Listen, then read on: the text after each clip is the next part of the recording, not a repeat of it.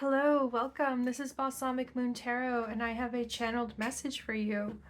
I'm going to get right into it. This message is for somebody who is working on a dream that is quite creative. It's possible that you have your own YouTube channel and you're creating content for YouTube, or maybe you just have an online platform and you create stuff for Instagram or a mailing list, a newsletter. I see you being very artistic and creative and putting your unique brand on what you do. Like you have a style that's super interesting and I want to say magical. Well, we have the unicorn here. So you're showing up as the unicorn, and it says on this card, don't quit your daydream. So you're definitely working on something that is highly unusual and special. But it's like still in the somewhat beginning stages. So I feel like your artistic development or your creative development is very advanced, and you have a very strong sense of like your aesthetic and your style and your personal, your personal talents, your personal gifts. Like that's not really something that you're struggling with. You're pretty confident in that, on that front, but you're bringing out your creations to a wider audience, and you're searching for that community to form around your creations. You want to build community that is connected to what you're creating and putting out into the world. So yeah, let's just go get into it. We have the mother, the flame, the father, the bridge, and the offering. And the bridge has the rainbow bridge, which connects to the Norse mythology about the rainbow bridge that connects, the world, the two worlds. It's like a bridge between two worlds, a bridge between the mundane world, the physical world, and the sacred world, the spiritual world, the divine. Okay, so you're operating as this bridge. You're operating as somebody who can move quite seamlessly between these two worlds.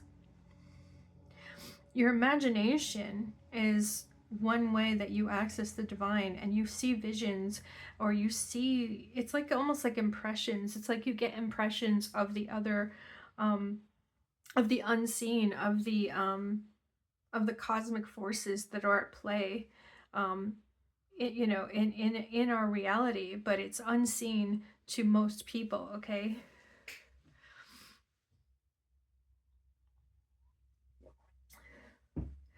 The flame that's showing up here, this is the flame of consciousness. And you have this inner flame that guides you, that helps you both attract and become attracted to it. It's like a navigation. It's like an almost like a compass, but it's more like this navigation device where it's like you have this inner flame, and you can tell based on like how your consciousness comes alive and like sparks. You can tell what is meant for your highest good. So yeah, you have a strong inner compass here. I do think that in the world in general, like you're somebody who doesn't always go along with the crowd. You're pretty comfortable being independent or an outlier, especially if if you just don't agree with like the group consensus. I don't know if I mentioned this yet, but I believe you could be neurodivergent as well. So even the way you perceive the world, or the way you like process information and stimuli could be very unique and interesting and just like kind of atypical. But yeah, there's this card with the mother, and it has a pearl right in the center of it. And so I was also thinking about pearls before swine. I do feel like there are a lot of people who don't quite get you, they don't quite understand you, and they may like project something onto you that has to do with them, not you. And so you might sometimes be somebody who you feel is like undervalued or underrated, or sort of goes under the radar, like your talents and your skills are kind of invisible in the outer world. You might feel like that sometimes. But let's keep going, because there's a lot of good stuff happening for you here. We have we have predictions of growth. Okay, so beautiful. We have like a lot of growth that I think is both spiritual and material, and it's related to it's like all interconnected. So your own intuition and your own connection to your spiritual guides is growing, and because of that intuition, you are able to navigate towards opportunities that assist you materially as well. So the spiritual connection that is deepening for you is having this positive effect on your manifest physical reality, because you're getting led. It's like almost like someone is, it's like you're getting all these signs that are leading you to yeah, just big opportunities is what I'm seeing.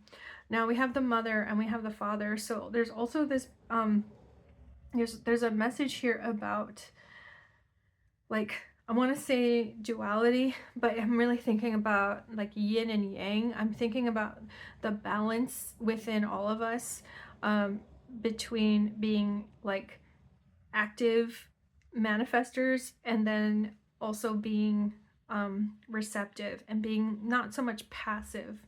I don't want to say I don't want you to think that passive means being weak. It's more that there is a strength in being able to receive. So it's having this balance, and even like I'm seeing poles shifting, like there's a magnetism here that you're creating because you embody that so beautifully, because you're balanced so beautifully between being very creative and like inspirational, like somebody who bravely puts things out into the world that are like from your unique vision, like you make your mark. There's that. But then you also have this aspect of you that is very like, I want to say almost mysterious.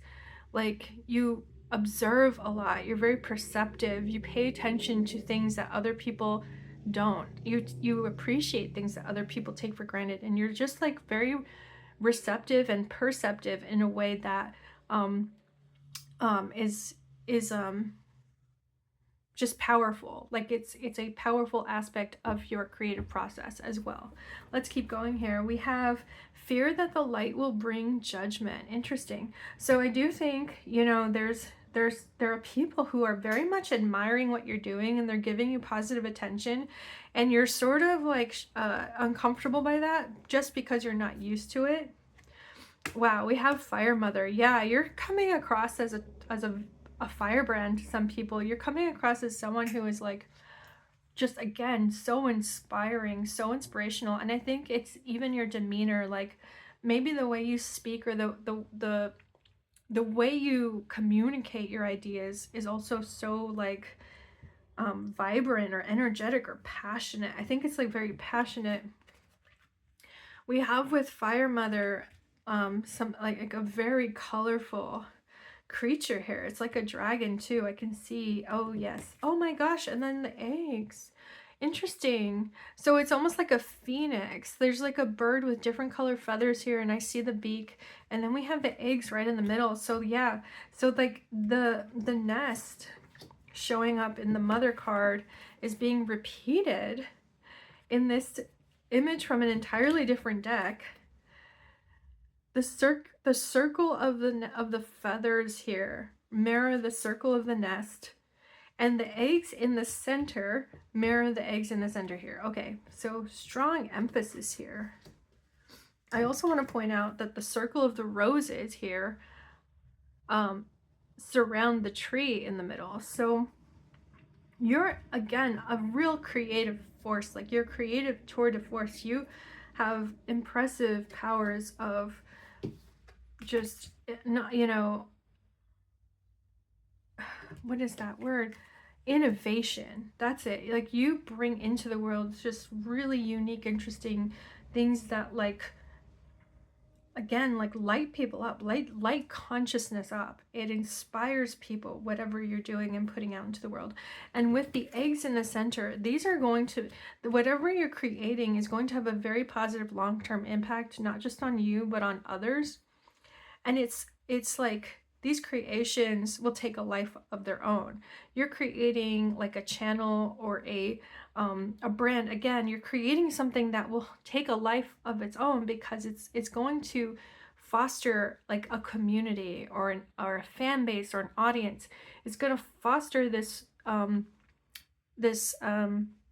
like a trend, or you know, a lifestyle. Like this can get really big. I'm seeing a lot of opportunities here, but don't be too concerned with where it's going. Just let that stuff unfold naturally.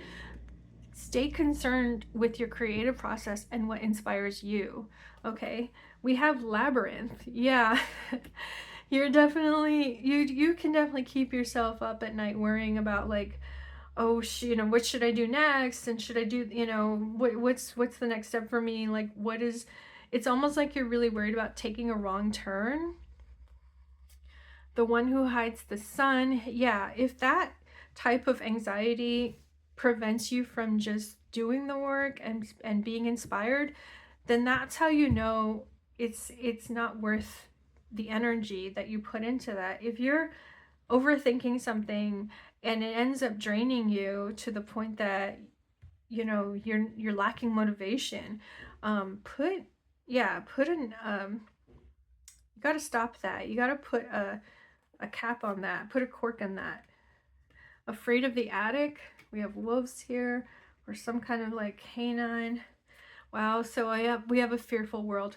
So yeah, so there's something showing up here in terms of like your situation or the behaviors that you're doing, that your fears are coming more to light, and your fears are becoming more, like, I want to say, intrusive. And your fears and anxieties are showing up more as intrusive thoughts, or maybe even nightmares. You know, maybe like just tension in your body. That's also a possibility. We have scry mirror here. And one reason why is because you are such an intuitive person that you do predict things. And so these predictions, especially when they turn out, like, I feel like your predictions are not always accurate, but like when the predictions are accurate, it kind of shakes you up, because you're just like, oh my gosh, like I'm supposed to act. It's like you almost feel like responsible for how things turn out, because if you can predict how things turn out, then you're supposed to change something now to avoid a negative outcome. You know, it's like you're kind of wrapped up with feeling like responsible for the future, and that is not a place, that is not a mental place to be. That's healthy. It's not where our magic comes from. Our magic doesn't come from fearing outcomes, or fearing people's even people's like approval or negative ideas about us. You know, a fearful world. We see somebody here trying to block out a lot of harassment, a lot of negativity. So you might even like be somebody who's like particularly sensitive to maybe like comments about your work or your art or your creative projects. You might be super sensitive to criticism or any kind of feedback that kind of like feels a bit off to you. This is a message in the here and now. This is a message that concern, or like that impact that those comments have on you, they're not worth what it does to you. There's a way you can disempower the feedback. There's a way you can change your mind. Here we have scry mirror. It's like understanding that those comments lack any power in co-creating your future. You know, I hope I'm getting that point across. We have inside looking out. We have hiding. Left out with the wolves. Okay, I'm getting a clearer picture now. And then can't be caught.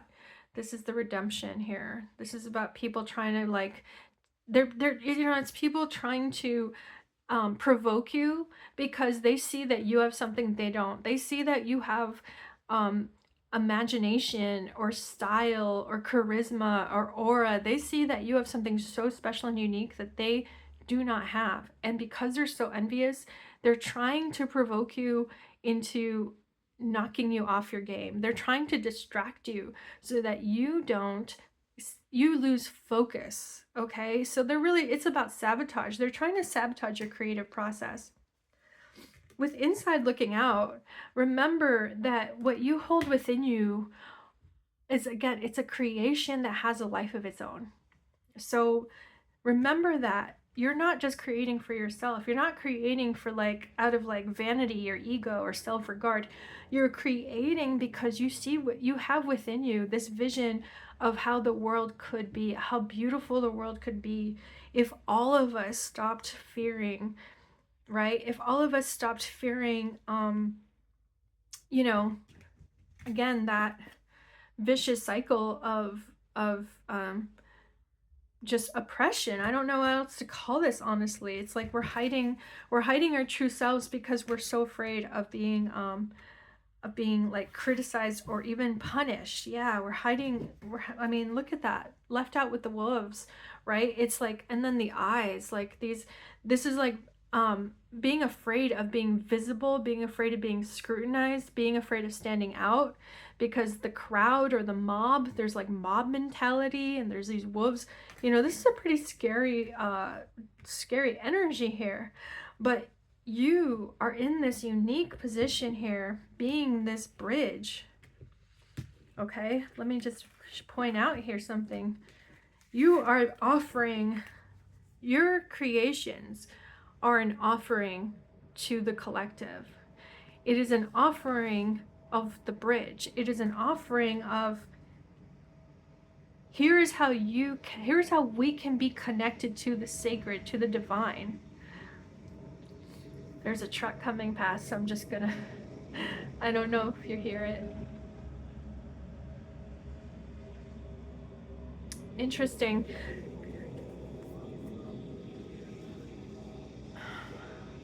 Wow, so, oh my gosh, it's so noisy. Okay, that should be better. I stopped to let this truck go by, and just pausing, just having that one pause and being more present. That was beautiful. That's what you offer to others. You are offering a way to just sit with the present moment and take in inspiration from our world, like sit in splendor, sit in awe of the world, whether that's like the natural world and like the natural beauty of the world, or whether it's the beauty of people and communities and society, humanity. There's so much you see that is beautiful in the world.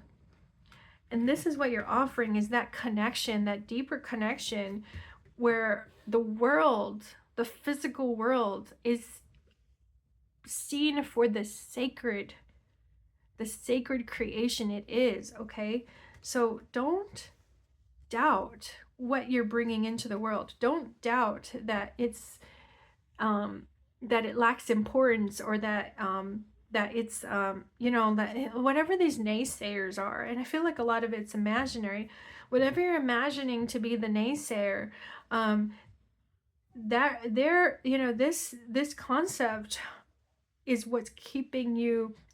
It's like the stronger that naysaying voice is, the more important the proof that what you're doing is so important. And I have to repeat myself to make that clear.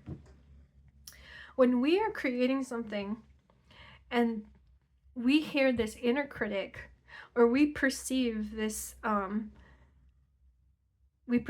rejection of it, it's actually pointing out just how important it is for us to create whatever it is we're doing. It's showing that this is a spiritual process. It's a transformative process of expressing out in the world our truth, our beingness, our perfection.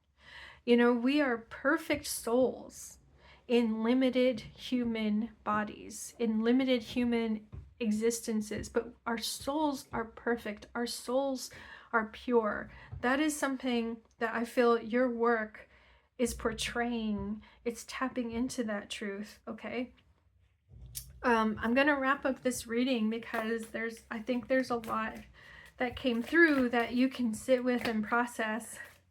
But I hope the overall message is clear, which is that, you know, you've got a beautiful creation, a beautiful project coming together, and it's growing. And just, you know, kind of sit back and relax and enjoy where you are in this process and in this journey. This is sort of like what they tell parents. The first 5 years of your child's existence are going to be like, it's going to be difficult because, you know, you're going to lack sleep. You know, your child is going to need so much attention. So it's going to be exhausting, but it's also going to be so like precious.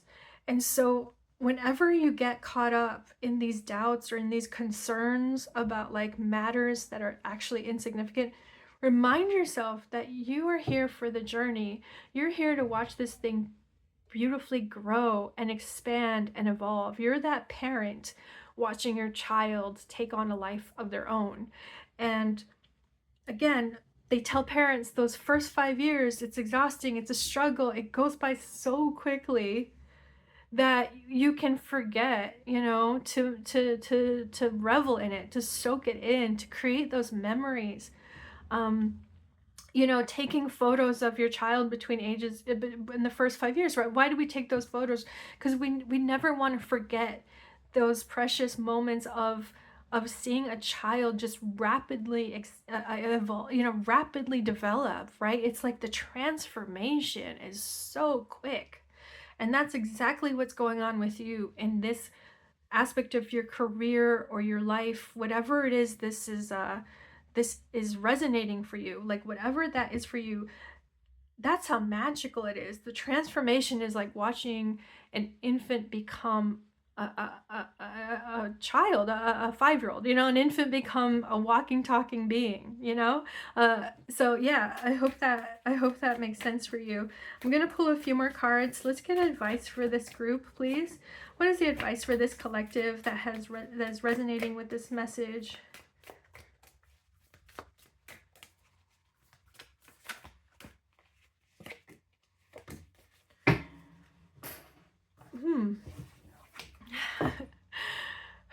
I think I felt your energy just like perk up where you're like, yeah, I'm gonna go out there and I'm gonna, you know, like I'm gonna go get him. Like that's exactly the kind of confidence that I love to see in you. So we've got the Knight of Pentacles here, the Prince of Pentacles. We have the Death card. We have the Eight of Pentacles. Wow. We have the Ten of Swords. Yeah. So this is just, you know, kind of emphasizing again, keep at it, stay focused, don't drop your focus, don't lose your focus, don't drop the ball, stay in the game. That's what it is. Stay in the game. You are your own worst enemy. Fear. There's nothing to fear but fear itself. Ten of Swords. Ten of Swords shows up when we tend to be catastrophizing, when we tend to imagine such terrible things that we give up. We give up, we give in to despair. This is advice for you. If you want to avoid that despair, focus on your work. Your work, whatever this work is, whatever this calling is, this vocation, this project, this dream. Remember, don't give up on your daydream. The daydream is what you need to focus on. That is a doorway. That is a portal. That is a new timeline. You are creating a new timeline in the world just by virtue of creating what you're creating. The Knight of Pentacles is a lot like, I often think of a farmer. A farmer, okay, plants the seed, but they don't just forget about it, right? You have to spend every day doing something to nurture what you're growing, to help assist, support whatever you're growing. Maybe that's weeding, right? Maybe it's just like, infrastructure work, like repairing the barn, right? There's always something to do every day that's not glamorous. It's like maintenance for the most part, but it's that kind of tending, that kind of nurturing, constant, consistent, disciplined, diligent, okay? Diligent. Prince of Pentacles. This is where your magic is right now. This is where your focus needs to be. Not on the comments, not on the criticism. Put your focus on the work itself. The work itself. Every single day. A little bit at a time. Keep at it. Keep up that daydream. Work on the daydream. The daydream has become a day reality. The daydream is becoming a day reality. Okay. That is your message. Thank you so much for being here, and I really wish you the best of luck in whatever it is you're working on. If this resonated for you, please do click the like button. Let me know. And also feel free to chime in the comments. I would love to hear some feedback and, you know, to hear what you're up to. Thank you so much for being here. See you at the next video.